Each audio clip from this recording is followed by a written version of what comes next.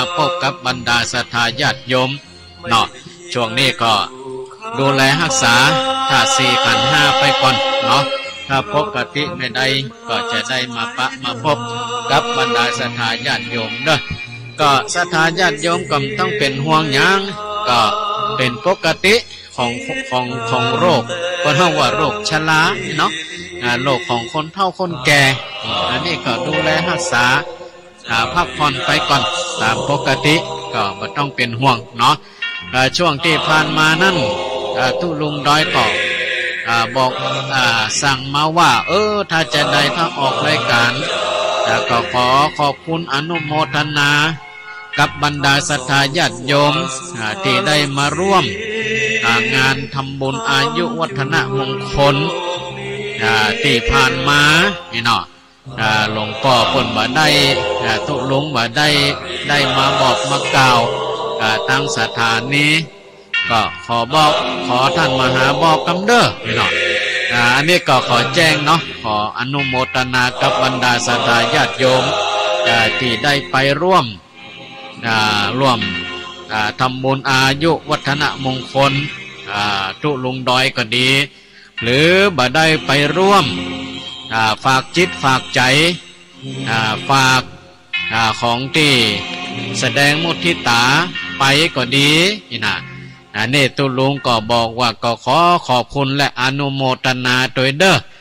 กับบรรดาศรัทธาญาติโยมที่ได้ไปร่วมก็ดีบ่ได้ไปก็ดีส่งกำลังจิตกำลังใจไปก็ดีและที่ลืมบ่ได้ตุลุงก็บอกว่าขอขอบคุณและอนุโมทนากับศรัทธาญาติโยมที่ไปตั้งโรงทานโดยเด้อนี่เนาะวันนั้นก็มีหลายที่หลายตาเนาะก็ไปตั้งโรงทานที่วัดอรัญญวิเวกคีรีในวันทำบุญอายุวัฒนมงคลของทุลุงดอยนี่เนาะอันนี้ก็ต้องขอขอบคุณและอนุโมทนาโดยเด้อแต่วันนั้นก็มีศรัทธาญาติโยมเปิ่นไปกันหลายโดยเฉพาะก็คือพระเดชพระคุณหลวงพ่อท่านพระครูสุกิตานุรักษ์วัดพระบาทอุดมน้ำบ่อสาวาวันนั้นเปิ่นก็ได้ปาศรัทธาญาติโยมมาร่วมตัวเนาะปาศรัทธาญาติโยมมาร่วมตัวลืมไปบ่ได้ปิดเพลงขอสุมาเด้อขอสุมาด้วยเสียงมันแทรกเมื่อกี้ลืมไปขอย้ำกำเด้องานทำบุญอายุวัฒนมงคลของทุลุงดอยที่ผ่านมาวันนั้นทุลุงดอยก็ฝากว่าขอขอบคุณและอนุโมทนากับศรัทธาญาติโยมที่ได้ไปร่วมงานทำบุญอายุวัฒนมงคลที่ได้ไปก็ดีบ่ได้ไปก็ดีส่งกำลังจิตกำลังใจไปก็ดีตุลุงปนบอกว่าขอขอบคุณและอนุโมทนาโดยเด้อและก็ที่มาวันนั้นก็มีพระเดชพระคุณหลวงพ่อท่านพระครูสุจิตตานุรักษ์เจ้าคณะอำเภอฝางวัดพระบาทอุดมน้ำบ่อสาวาวันนั้นเปิดกับปาศรัทธาญาติโยมมากันหลายเนาะมากันหลายหลวงพ่อก็บอกว่าขอกราบขอพระคุณท่านเจ้าคณะอำเภอฝางด้วยเด้อท่านพระครูสุจิตตานุรักษ์และญาติโยมนี่เนาะแล้วก็ที่ลืมบ่ได้ตุลุงบอกว่าขอขอบคุณและอนุโมทนากับเจ้าภาพโรงทานด้วยเด้อนี่เนาะโรงทานด้วยวันนั้นก็ได้หลายคู่หลายท่านก็ได้นำโรงทานไปเนาะอันนี้ก็ขอทำความเข้าใจกับศรัทธาญาติโยมตัวเนาะที่เป็นญาติธรรมเป็นแฟนคลับของทุลุงดอยกับทุลุงแก้วว่าทำไมทุลุงดอยทุลุงแก้วบ่มาออกหาคือเติงหานะก็พอดีช่วงนี้ทุลุงทั้งสองก็กำลังดูแลรักษาธาตุสี่ขันธ์ห้าอยู่บ่สะดวกแต่ที่จะมาออกเนาะก็เลยมอบหมายให้อาตมาภาพพระมหาเสาแก้วชุติเมธีหรือพระครูปริยรัตนโชติได้มาดำเนินรายการแทนไปก่อนเนาะวันนี้ก็เป็นวันจันทร์ที่23 เดือนพฤษภาคมพุทธศักราช2565ซึ่งก็ตรงกับแรม8ค่ำเดือน8เหนือเดือน6ใต้วันนี้เปิดห้องว่าเป็นวันอัฐมีบูชาก็คือเป็นวันถวายพระบรมศพองค์สมเด็จพระสัมมาสัมพุทธเจ้าถ้าโอ้ตามภาษาเจ้าบ้านเฮาก็คือวันนี้เป็นวันเผานี่เนาะวันเผาพระบรมศพขององค์สมเด็จพระสัมมาสัมพุทธเจ้าเนาะก็มีบางพื้นที่เปิดมีการจัดกิจกรรมถวายพระเพลิงเนาะก็มีหลายที่หลายทางเปิ่นที่เปิ่นเคยทำกันเคยปฏิบัติกันนี่นะอันนี้เปิ่นก็เคยทำกันเนาะอันนี้ก็เนาะบรรดาญาติโยมทั้งหลายก็วันนี้หลายที่หลายแห่งก็ไปวัดไปวากันไปทำบุญกิจกรรมอย่างต่างๆอยู่นี่ก็ขออนุโมทนาด้วยเนาะบรรดาญาติโยมทั้งหลายก่อนที่เฮาจะได้มาเข้ารายการก็ขอขอบคุณและอนุโมทนากับตังเจ้าของสถานีก่อนเนาะซึ่งค่ำของคืนวันนี้ก็มีตังสถานีวิทยุดอยหมอกเรดิโอ103.50 เมกะเฮิรตซ์โดยทีมงานของคุณโยมดารุณีพร้อมกับสถานีวิทยุคนฟ้าเดียวกันFM 99.75 เมกะเฮิรตซ์โดยคุณโยมธนัทวรัญชัดธนพลังกรผู้อำนวยการสถานีที่ได้ถวายเวลาเป็นเวลาอยู่2 ชั่วโมงด้วยกันเนาะทั้ง2สถานีพร้อมกันนั้นก็มีสถานีวิทยุในเครือข่ายที่รับสัญญาณรายการธรรมะช่วงเวลา2 ทุ่มจนถึงเวลา4 ทุ่มนี่อีก20 กว่าสถานีนี่ก็ต้องขอขอบคุณและอนุโมทนากับผู้อำนวยการสถานีทุกๆสถานีและที่ลืมบ่ได้ก็คือเจ้าหน้าที่เทคนิคที่ดูแลเกี่ยวกับสถานีทุกๆสถานีโดยเด้อที่ได้ก็เอาสัญญาณนี่ไปเพื่อนำเสนอรายการธรรมะทุกๆวันให้กับบรรดาศรัทธาญาติโยมทั้งหลายได้ยินได้ฟังกันไปทั่วถึงภาคเหนือตอนบน7-8 จังหวัดได้ยินกันไปทั่วถึง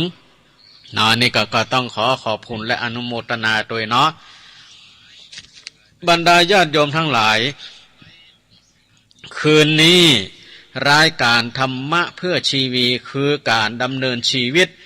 ที่มีธรรมะเป็นเครื่องยึดเหนี่ยวจิตใจคืนนี้จะได้นำเสนอหัวข้อเรื่องเห็นความดีของกันและกันหรือเห็นใจกันเห็นใจกันจะเห็นใจกันอย่างใด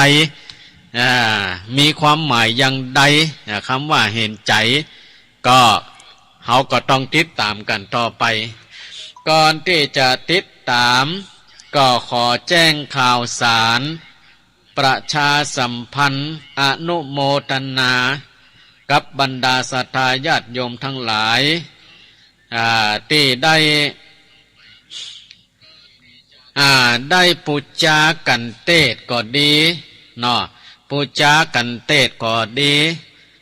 บำรุงสถานีเป็นการน้ำกาไฟก็ดีที่ได้ให้หอมมาฝากมาก็ดีมาถวายส่วนตัวก็ดีนี่นะกับอัตมาภาพก็จะได้อ่านรายชื่อรายนามของท่านที่ได้ฝากให้หอมมาเนาะก็มีแม่บัวผันวรรณศรีอันนี้บ้านห้างตำเนาะก็ได้ร่วมบริจาคปูจากันเทศมา200 บาทเพื่อจักตานไปหายังป่ออุ้ยแก้วแม่อุ้ยแก้วตาแดงผู้ที่ล่วงลับดับขันไปแล้วแล้วก็มีแม่เรือนคำแก้วแปงจันทร์อันนี้บริจาคเป็นการน้ำกาไฟบำรุงสถานีมาอีก100 บาทแล้วก็ป่อหลวงสุทธิพงษ์แม่หอมพงใจนี่พงใจนะถ้าอ่านผิดเนาะ อำเภอฝางเจียงใหม่อันนี้ก็บริจาคมาปูจากันเทศ100 บาทมีป้อใจแม่คำเกื้อการุณวงศ์อันนี้บ้านหัวฝายอำเภอฝางจังหวัดเชียงใหม่ก็บริจาค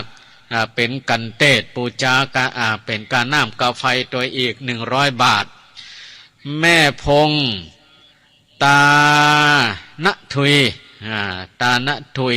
อันนี้ก็บ้านหัวฝายอำเภอฝางก็ร่วมบริจาคปูจากันเทศมา100 บาทขอสาธุอนุโมทนาอันนี้ก็โยมระพีพันธ์เครือโยอันนี้ก็อยู่ที่หลังทกส.อำเภอฝางเชียงใหม่ก็ร่วมอนุโมทนาเป็นกันเทศบำรุงเป็นกันเทศบำรุงเป็นการน้ำกาไฟ100 บาทโยมแม่อำพันธ์กองบุญอันนี้ก็ร่วมทำบุญมา100 บาทปูจากันเทศเป็นการน้ำกาไฟแล้วก็มีคุณโยมแก้วกรดคำพร้อมด้วยครอบครัวอันนี้บ้านปางปอยอำเภอฝางจังหวัดเชียงใหม่ก็ร่วมปูจากันเทศบำรุงการน้ำกาไฟมา100 บาทพร้อมกันนั้นก็มีผู้ไม่ประสงค์ออกนามพอดีเปิ้นบ่ได้เขียนใส่ซองล่ะกะตุเจ้าก็เลยบ่ได้เขียนเปิ้นก็บอกชื่อเหมือนกันแต่ก็ลืมเนาะลืมก็ถือว่าเป็นผู้ไม่ประสงค์ออกนามกันแล้วกันเนาะร่วมปูจากันเทศถวายเป็นกระน้ำกาไฟ100 บาทก็ขอสาธุอนุโมทนาอันนี้ก็มีป้อพัดแม่จมผาคำบ้านสันทรายอันนี้ก็บำรุงเป็นกระน้ำกาไฟปูจากันเทศ100 บาทก็ขอสาธุอนุโมทนาแล้วก็มีแม่ศรีไลภาพเตจะอันนี้ก็ร่วมทำบุญปูจากันเทศการน้ำกับไฟเพื่อจักทานเสวยไว้ไปหน้าอีก40 บาทก็ขอสาธุอนุโมทนาและก็นี่มีผู้ไม่ประสงค์ออกนามอันนี้เปิ่นก็ใส่ซองเรียบร้อยแต่บ่ได้เขียนชื่อก็ถือว่าเป็นผู้ไม่ประสงค์ออกนามเนาะก็ร่วมบริจาคบำรุงเป็นการน้ำกาไฟปูจากันเทศมาอีก100 บาทอันนี้ก็ขอสาธุอนุโมทนากับจิตเจตนาศรัทธาญาติโยมเนาะที่ได้ร่วมปูจากันเทศบำรุงเป็นการน้ำกาไฟนี่ก็กองขอสาธุอนุโมทนากับบรรดาศรัทธาญาติโยมเด้อที่ได้ร่วมอนุโมทนาตัวเนาะก็สำหรับค่ำของคืนวันนี้อันนี้ก็ตังพระโคสมุวิสุวัดวรจิตโตเปิ้นก็ได้บอกว่าคืนนี้ได้ก็เอาสัญญาณไปออกทางปุ่นไทเด้อก็ขอขอบคุณและอนุโมทนาเนาะกับบรรดาญาติโยมครูบาอาจารย์เนาะเอาละบรรดาญาติโยมทั้งหลายเพื่อบ่ให้เสียเวลาในการฟังเทศน์ฟังธรรมในค่ำของคืนวันนี้เนาะเพราะว่าอาทิตย์หนึ่งเราได้ปะกันเพียง1 ครั้งนะเพียง1 ครั้งเพื่อว่าจะบ่ให้เสียเวลาเพื่อบ่ให้เสียเวลาในการฟังเทศน์ฟังธรรมก็ขอแจ้งข่าวสารอีกเรื่องหนึ่งเนาะขอแจ้งข่าวสารอีกเรื่องหนึ่งก็เนื่องจากว่าเมื่อวันเสาร์วันอาทิตย์ที่ผ่านมา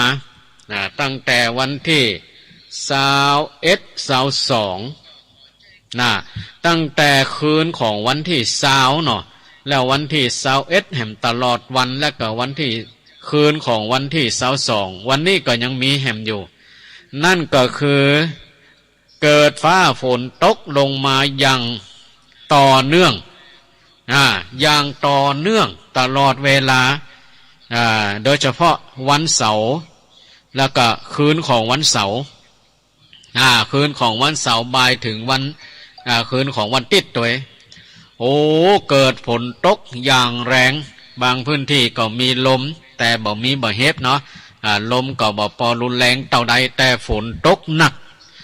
ก็ทำให้เกิดอุทกภัยน้ำท่วมโดยเฉพาะก็คือตังเวียงป่าเป้าตังเวียงป่าเป้าเกิดน้ำท่วมตั้งแต่ต้นน้ำคือน้ำแม่ลาวน้ำแม่โถน้ำห้วยโป่งน้ำแม่เจดีน้ำแม่ช้างเข้าไหลมาเปาะกันแหมหลายห้วยเปาะกันตีน้ำแม่ลาวก็เกิดน้ำป่าไหลท่วมบ้านท่วมเมืองหลายพื้นที่ที่อยู่ติดกับแม่ลาวเนาะที่อยู่ติดกับแม่ลาวหลายพื้นที่ก็น้ำท่วมก็ได้รับความเสียหายกันก็พอสมควรได้รับความเสียหายกันพอสมควรก็ถ้าถามว่านักก็นักอยู่แต่ก็น้อยกว่าเมื่อปี53ถ้าจำพี่น้องปี53ก็บ้านจองหอเรือนโรงเรียนติอยู่2ฝั่งแม่ลาวน้ำท่วมไปทั่วหมดถนนหนทางก็ปิดการจราจรต้องเลี่ยงไปเดินในพื้นที่สูงอ้อมไก่ไปแหมน้อยเพราะว่าเส้นตรงเส้นลักนั่นมีอยู่2จุดที่น้ำท่วมนักรถเล็กแต่ข้ามบ่ได้รถเก๋งรถปิกอัพนี่ไปบ่ได้ถ้าเป็นรถใหญ่นี่ก็พอไปได้อยู่ก็สร้างความเสียหายมากพอสมควรรถล้างที่จะวิ่งทางตรงก็วิ่งบ่ได้วิ่งบ่ได้ต้องเลี่ยงก็ทำให้รถบางคันก็เสียหายป้ายทะเบียนโดยเฉพาะกับป้ายทะเบียนตั้งอำเภอเปิ่นประกาศไปละว่าป้ายทะเบียนไผ่ตกในระหว่างเส้นทางที่น้ำท่วมเปิ่นกับเก็บไปที่ดูจะสถานีตำรวจถ้าจำบ่ผิดเนาะถ้าป้ายรถทะเบียนไผ่ตกก็มาเอาได้เด้อมาเอาได้แล้วก็สถานที่เสียหายเป็นวัดก็ดีโรงเรียนก็ดีวัดที่อยู่ใกล้แม่น้ำลาวก็หลายพื้นที่น้ำท่วมก็เสียหายหมดเสียหายเป็นนักพอสมควรก็ที่เท่าที่ทราบมาเนี่ยก็วัดบันดงวัดหนองบัววัดบ้านสานี่ก็เสียน้ำท่วมก็ได้รับความเสียหายพอสมควรแล้วก็ที่เสียหายนักก็วัดเฟยไฮตำบลปังยิ้ววัดเฟยไฮนี่น้ำท่วมหมดอุโบสถท่วมกุฏิจันล่างศาลาน้ำท่วมหมดก็คงจะเหลือแต่วิหารบางที่ก็ตอนนี้น้ำก็ยังบ่แห้งเตื้อเพราะว่าน้ำมันก็ไหลมาเพราะช่วงกลางวันวันนี้ก็ฝนก็ยังตกซ้ำมาอยู่ตะคืนนี่ก็ตกซ้ำมาอยู่ก็ทำให้น้ำนี่ก็ยังไหลอยู่ก็ยังบ่แห้งดีเตื้อบางพื้นที่ก็ยังทำความสะอาดบ่ได้เตื้อแล้วก็ที่เสียหายอีกก็คือโรงเรียนที่อยู่ติดแม่ลาวที่เสียหายนักก็โรงเรียนบ้านป่าซักโรงเรียนนุสนาถที่ท่วมนักนี่นะและโดยเฉพาะก็ที่อยากจะแจ้งข่าวสารให้กับบรรดาญาติโยมก็คือที่โรงเรียนบ้านป่าซักทำไมถึงเจาะจงเอาโรงเรียนบ้านป่าซักเพราะว่าโรงเรียนบ้านป่าซักนี่ก็ได้รับความเสียหายมากเมื่อครั้งปี53นี่ก็เสียหายไปหมดของที่อยู่ในโรงเรียนนี่ใจบ่ได้สักอย่างเพราะตอนนั้นนี่น้ำมันมาไม่คืนแล้วก็มานักของที่เสียหายนั่นคนเอาไปขว้างต้องเอาไปขว้างนะความใจได้ประมาณ2ลำรถ10ล้อใจเวลาหลายวันขนไปกว่าจะหมดจะเสี่ยงอุปกรณ์การเรียนการสอนอันอย่างต่างๆนี่เสียหายไปหมดข้างนั้นมาข้างนี้ก็บางอย่างก็ได้เก็บไว้แต่ก็บางส่วนก็เสียหายอย่างโรงเรียนวัดป่าซักนี่คือโรงเรียนที่ละอ่อนนักเรียนเนาะ ที่มาสาธยายมนต์บทพระธรรมจักรกับปวัตตนสูตรออกสถานีนักเรียนบัดได้เข้าโรงเรียนวันนี้บรรดาญาติโยมทั้งหลายเพราะจะต้องไปช่วยครูล้างโรงเรียนขนอุปกรณ์การเรียนการสอนบางส่วนก็บัดตันได้บางส่วนก็ตันเก็บน้ำนี่ถ้าอยู่ในจุดที่เลิกๆนี่ประมาณเพียงกลางขาบางจุดก็เพียงหัวเข่าอาคารสถานที่นั่นท่วมทุกอาคารท่วมทุกอาคารก็ได้รับความเสียหายวันนี้ก็มีหน่วยงานต่างๆเข้าไปช่วยถึงทั้งเทศบาลโรงเรียนเทคโนพระสงฆ์องค์เจ้าก็ได้ไปช่วยกันฉะนั้นบรรดาญาติโยมทั้งหลายอาตมาภาพก็เลยขออนุญาตใจพื้นที่ของกลุ่มคลื่นสีขาวเอาภาพ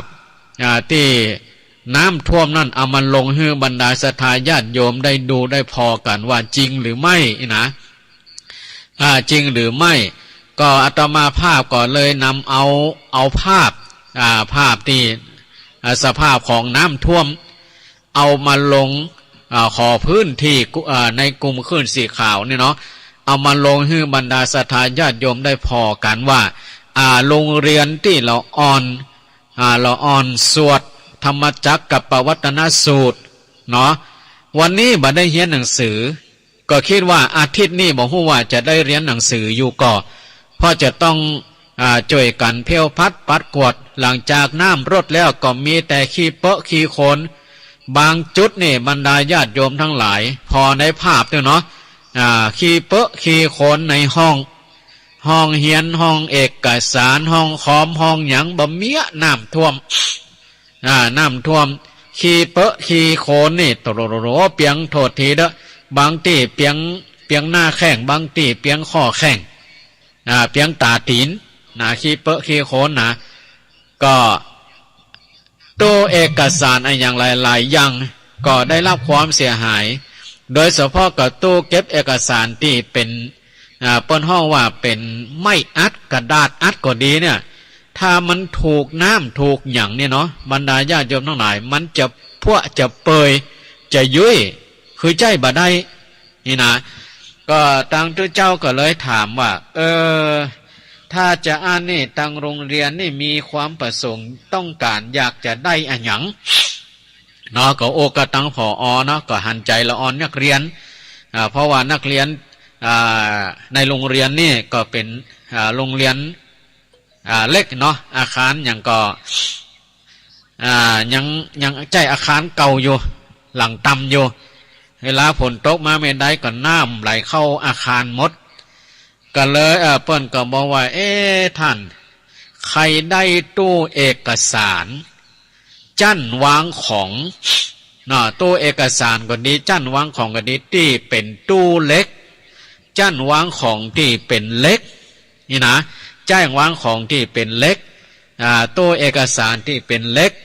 เวลาฝนตกอย่างมานี่เอกสารเขาไว้จั่นบนเนี่ยจั่นลุ่มเนี่ยมันก็บ่เสียหายอย่างจั่นวางของเนี่ยที่มันเป็นเล็กเนี่ยเขาก็สามารถเอาเอกสารเอาอย่างไว้จั่นบนได้เวลาน้ำท่วมน้ำอย่างมาก็อย่างที่ว่าถ้าเป็นตัวอังคารนี่ก็ประมาณเพียงหัวเข่าเนาะถ้าเป็นกลางสนามเป็น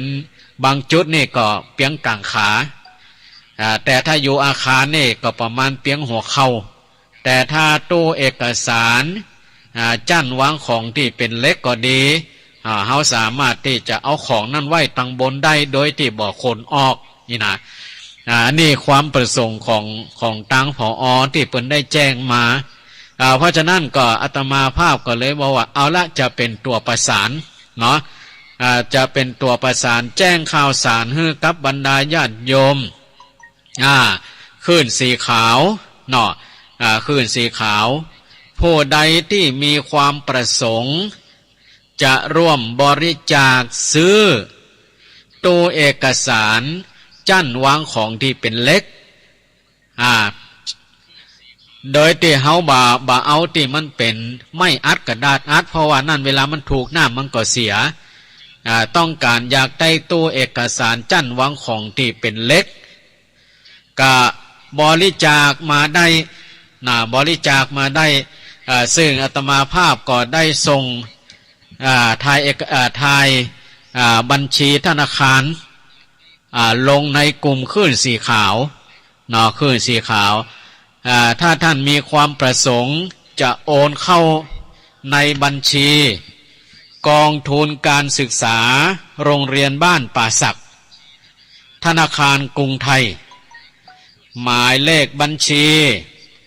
983-565-31565-5อันนี้ท่านก็ดู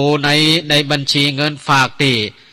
อาตมาภาพขออนุญาตใจพื้นที่ของกลุ่มคลื่นสีขาวนี่ได้คืนนี้ได้หรือถ้าว่าท่านจะโอนบ่ได้เข้ากลุ่มนะจะโอนฝากได้ก็ได้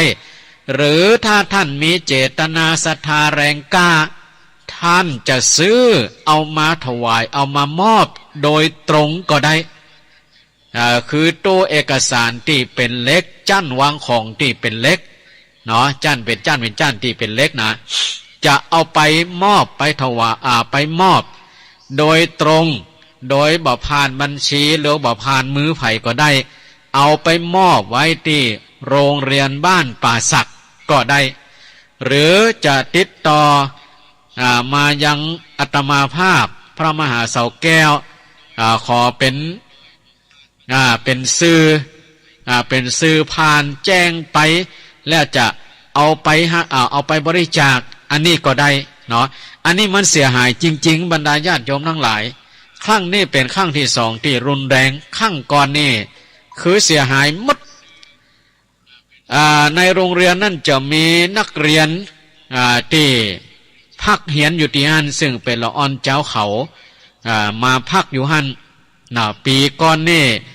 สลีตีนอนผ้าห่มอย่างนี้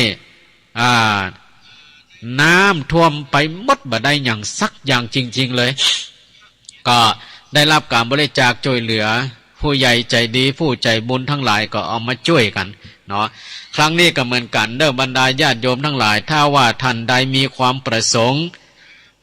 จะร่วมบริจาคซื้อตู้เอกสารจั่นวางของที่เป็นเล็กก็ติดต่อได้หรือท่านจะโอนเงินเข้าบัญชีก็คือบัญชีกองทุนการศึกษาโรงเรียนบ้านป่าสักธนาคารกรุงไทยเลขบัญชีก็คือ983-5-31-565-5หรือพอที่อาตมาภาพได้ถ่ายลงในกลุ่มคลื่นสีขาวก็ได้อันนี้ก็ขอเป็นสะพานบุญก็แล้วกันขอเป็นสะพานบุญบอกให้กับบรรดาศรัทธาญาติโยมทั้งหลายที่มีความพร้อมหันอกหันใจละเด็กละอ่อนที่ได้มาร่วมสาธยายสวดพระธรรมจักรออกสถานีให้กับบรรดาศรัทธาญาติโยมทั้งหลายตอนนี้ละอ่อนยังบ่ได้เรียนหนังสือกำลังเข้าได้บักกี่วันก็จำเป็นต้องปิดคิดว่าอาทิตย์นี้บ่ฮู้ว่าจะได้เข้าอยู่ก่อเพราะตอนนี้วันนี้ก็ช่วยกันเพียวพัดปัดกวดก็สถานที่ในห้องในหอก็ยังบ่แห้งดีบริเวณสนามก็เต็มไปด้วยขี้เปอะขี้โคลนพื้นที่ที่มันต่ำที่เป็นร่องน้ำก็ดีเป็นห้องน้ำห้องอย่างก็ดีน้ำก็ยังขังอยู่บางที่นี่น้ำเปียงหัวเข่าอยู่ก็ยังบ่แห้งสนิทดีอันนี้ก็ขอเป็นสะพานบุญบอกให้กับบรรดาศรัทธาญาติโยมทั้งหลายที่มีความประสงค์จะช่วยเหลือโรงเรียนบ้านป่าซักที่มีละอ่อนสวดธรรมจักรออกสถานีให้กับบรรดาศรัทธาญาติโยมทั้งหลายเพื่อเป็นการช่วยเหลือช่วยเหลืออันนี้ตั้งผอ.เปิ้นก็ได้ขอช่วยประกาศประชาสัมพันธ์อันนี้ก็ขอแจ้งข่าวสาร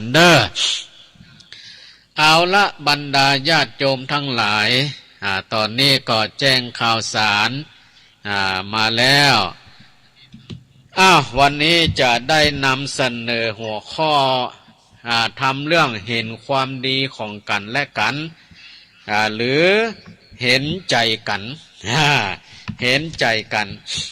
เป็นอย่างใดเห็นความดีของกันและกันเห็นใจกันมันมีความหมายจะใดบรรดาญาติโยมทั้งหลายต่อไปนี้ก็ขอเชิญเจริญปอนบรรดาศรัทธาญาติโยมทั้งหลายได้น้อมกายน้อมใจตั้งอกตั้งใจฟังกันเด้อจะไปรับละกันเตื้อตอนนี้ฝนบาตกแล้วเนาะวันนี้รายการธรรมะเพื่อชีวีได้มาออกรายการแตนธรรมะคนนอนเด็กของตุลุงดอยและตุลุงแก้วเนาะบรรดาญาติโยมทั้งหลายคำว่าหันใจหรือว่าเห็นใจนี่หมายถึงหันใจในคุณงามความดีของกันและกันก็อย่างเช่นสามีหันใจภรรยาก็หมายถึงสามีหันความดีของภรรยาภรรยาหันใจสามีก็หมายถึงภรรยาหันความดีของสามีลูกจ้างหันใจนายจ้างก็หมายถึงลูกจ้างหันความดีของนายจ้างนายจ้างหันใจลูกจ้างก็หมายถึงนายจ้างนั่นหันความดีของลูกจ้างในทำนองเดียวกันปี่หันใจน้องน้องก็หันใจปี่ครูหันใจศิษย์ศิษย์หันใจครูพ่อแม่หันใจลูกลูกก็หันใจพ่อแม่เพื่อนหันใจเพื่อนก็หมายถึงหันใจในความดีของกันและกันอย่างที่ไปตะกี้นั้นบรรดาญาติโยมทั้งหลายวันนี้เฮามาหันใจครูหันใจนักเรียนที่เกิดที่อาคารสถานที่เกิดอุทกภัยคือภัยน้ำท่วมเฮาก็มาหันใจครูบาอาจารย์มาหันใจละอ่อนนักเรียนที่ได้อาศัยอาคารสถานที่อาศัยโต๊ะตั้งในการห้ำเฮียนหนังสือหนังหาตอนนี้น้ำท่วมเฮาก็มาหันใจละเด็กละอ่อนหันครูบาอาจารย์ที่เปิ่นได้ประสิทธิ์ประสาทวิชาความโห่ทุ่มกายทุ่ม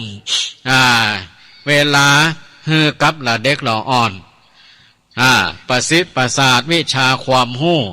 เพื่อว่าละเด็กละอ่อนได้ห้ำได้เฮียนได้ศึกษาเราเรียนแล้วต่อไปจะเอาชีวิตหลอดในสังคมได้จะดำรงชีวิตโดยความรู้ได้การศึกษาที่ครูบาอาจารย์ได้ประสิทธิ์ประสาทวิชาความรู้ก็เฮาก็มาหันใจว่าตอนนี้ครูบาอาจารย์ทั้งผอ.ทั้งครูประจำทั้งนักเรียนปากันไปกวดไปเพี้ยวไปล่างขี้เปอะขี้โขนท่านทั้งหลายเห็นสภาพแล้วก็เป็นหน้าสังเวชครูบาอาจารย์ที่แต่งตัวตามปกติเนาะแต่งตัวสูตรของคุณครูของผอ.ไปห้ำไปเฮียนไปประสิทธิ์ประสาทวิชาความรู้แต่ไปหันสภาพในวันนี้หันผอ.ก็ดีหันคุณครูก็ดีเนื้อตัวมีกะขี้เปอะขี้โขนผ้านุ่งผ้านุ่งผ้าทรงนี่เต็มไปโดยขี้เปอะขี้โขนเต็มเนื้อเต็มตัวบรรดาญาติโยมทั้งหลายหันละเด็กละอ่อนนักเรียนที่เคยมานั่งสวดแต่งตัวสะอาดแต่งตัวเรียบร้อยไปหันสภาพของละอ่อนในวันนี้แล้วตัวหม่อมแมมมีกาขี้เปอะขี้โขนบางทีนี่เดินไปพันเลิศพันล่างลงไปมาเมียผ้าเสียผ้าสิ้นผ้าเตียวเป็นกาขี้เปอะบางทีกับป้นผมตั้งผมก็แดงปะลึ เพราะน้ำขี้โคลนนี่มันแดงปะเลอะปะเลืองบรรดาญาติโยมทั้งหลายก็เฮาเกิดสภาพเขาเด้อเนาะว่ามันเป็นอย่างไรนะก็มาเกิดหันใจครู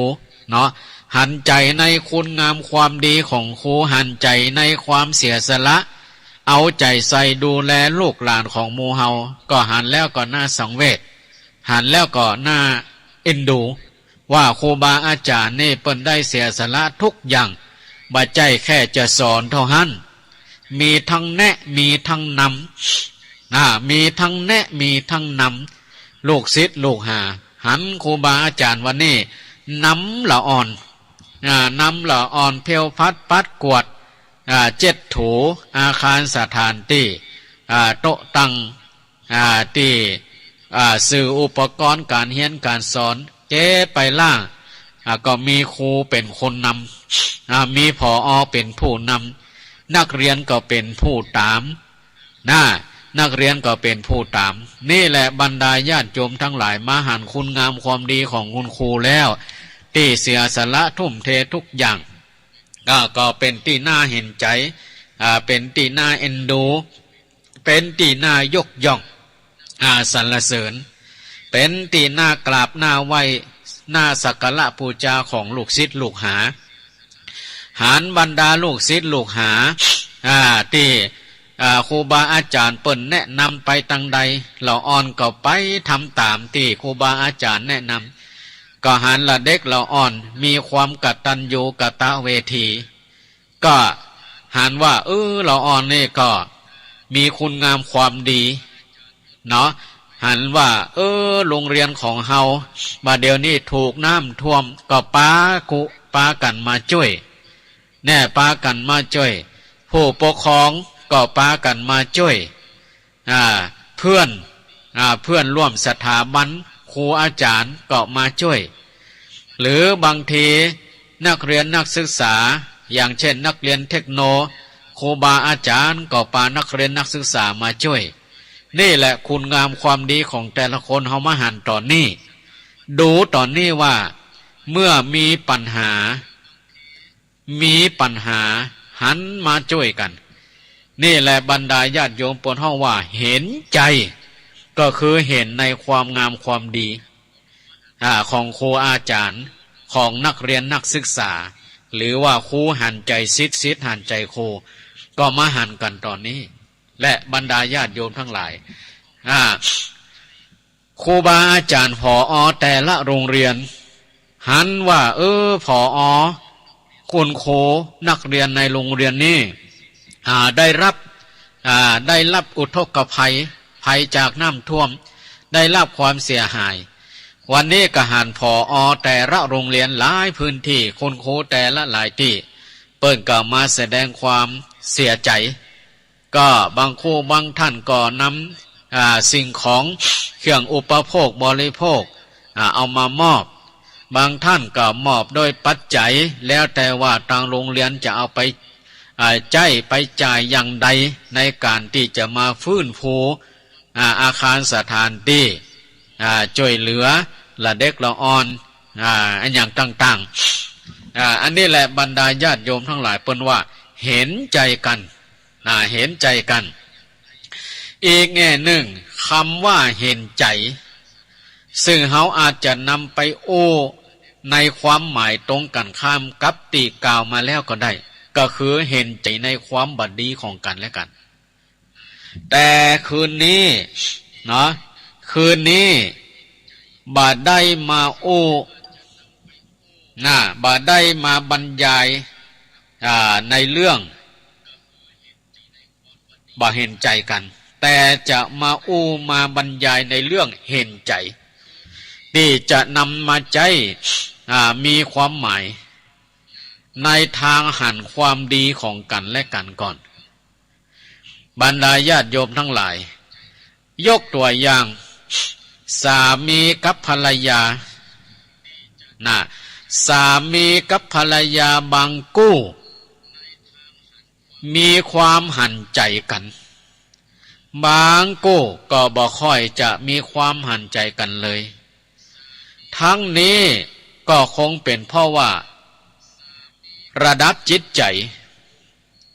ระดับจิตใจมีคุณธรรมบ่เท่ากัน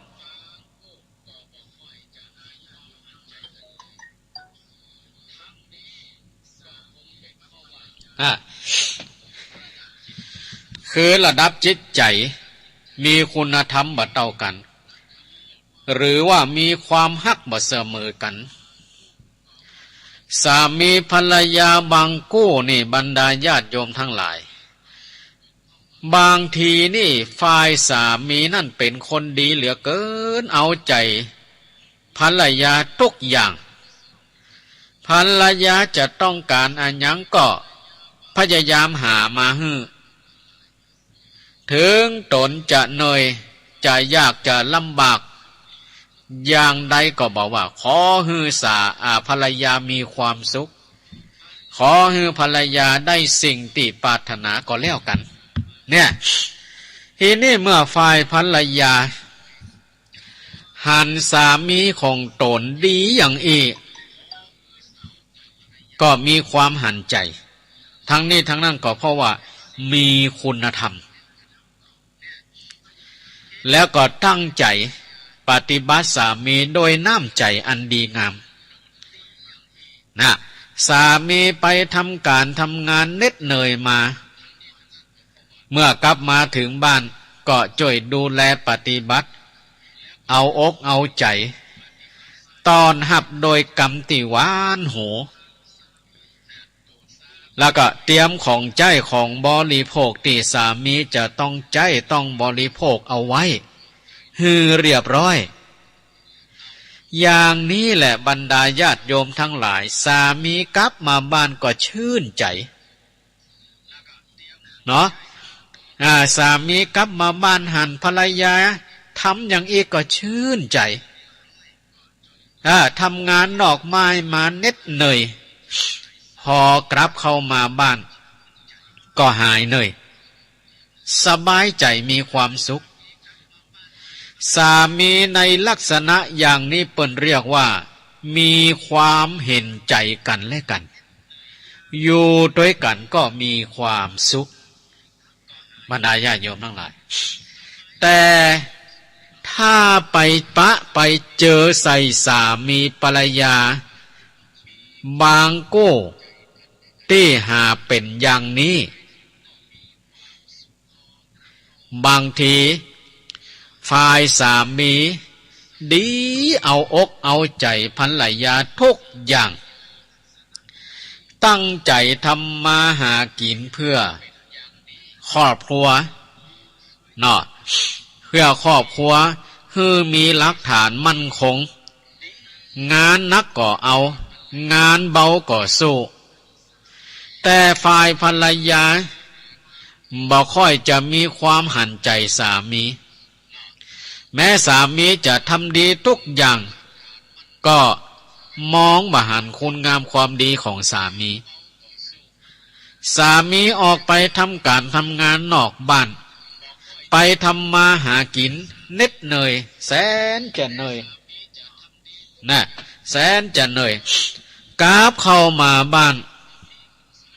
กราบเข้ามาบ้านแล้วแทนที่จะมีความสุขแทนที่จะได้รับการต้อนรับจากภรรยาเหมือนกับคนอื่น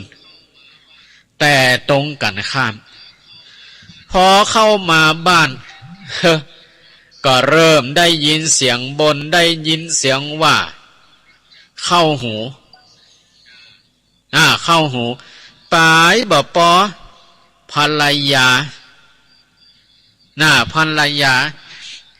หันผัวเข้ามาทำงานเหน็ดเหนื่อยเข้ามา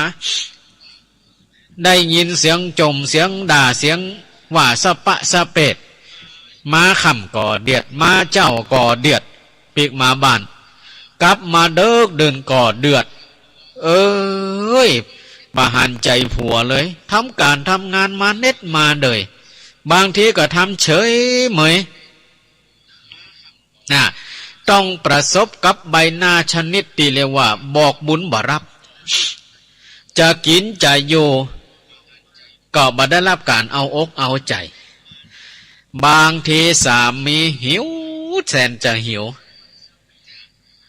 มาถึงบ้านแทนที่ภรรยาติดดีหันใจสามีจะด่าเข้าด่าป่ากับทำกับเข้ากับป่ามาตอนมารับอย่างน้อยก็เข้ามาถึงก่อนน้ำกินน้ำดื่มน้ำใจแต่บ่มีอย่างซักอย่างหิวก็ต้องเดินเข้าขวาทำกับเข้ากับป่ากินเองพ่อเมียแบบเนี้ยบางทีนั่นน่ะโอ้ไปทำการทำงานนอกบ้านกลับมาแล้วเข้ามาบ้านแทนที่จะได้หันหน้าภรรยาแทนที่จะได้หันหน้าเมียแต่ภรรยาออกไปแอวอย่านอกบ้านไปโอไปคุยกับเพื่อนกับหุงบาปิกบ้านปิกจ่องหนัวไปขายเฮ็ดล้มไปคุยกับเพื่อนกับหุงกับเปลี่ยนจองเปลี่ยนบ้านไปซุมเฮฮากินเหล้ายาป่าปิ่งไปแอวบ้านหันบ้านนี้บ้านจ่องบ่ดูแลตีอยู่ตีกินบ่สะอาดเรียบร้อยก็ได้รับความขมขื่นอยู่ตลอดเวลาสามีภรรยาอยู่กันในลักษณะอย่างนี้ก็ยากที่จะมีความสุขเขาเรียกว่าบ่มีความหันใจซึ่งกันและกันอันนี้ก็เป็นตัวอย่างเรื่องสามีภรรยาที่บ่หันใจกันเนาะบ่หันใจกันนี่แหละบรรดาญาติโยมทั้งหลายทีนี้ก็ยกตัวอย่างเรื่องพ่อแม่กับลูกลูกบางคนบรรดาญาติโยมทั้งหลายลูกบางคนก็กตัญญูต่อพ่อต่อแม่ดีเหลือเกินเนาะเพราะว่าจะใดเพราะลูกนั่นหันใจว่าพ่อแม่ดีต่อตนทุกอย่างพ่อแม่อุตส่าห์ทุ่มเทเงินทองให้ลูกได้ศึกษาเราเรียนพ่อแม่อุตส่าห์แนะนำพร่ำสอนเพื่อจะปลูกฝังให้ลูกเป็นคนดีให้ลูกมีความเจริญก้าวหน้าได้ทุ่มเททุกสิ่งทุกอย่างก็เพื่อลูกแม้ตัวเองจะยากลำบากอดมื้อกินมื้อ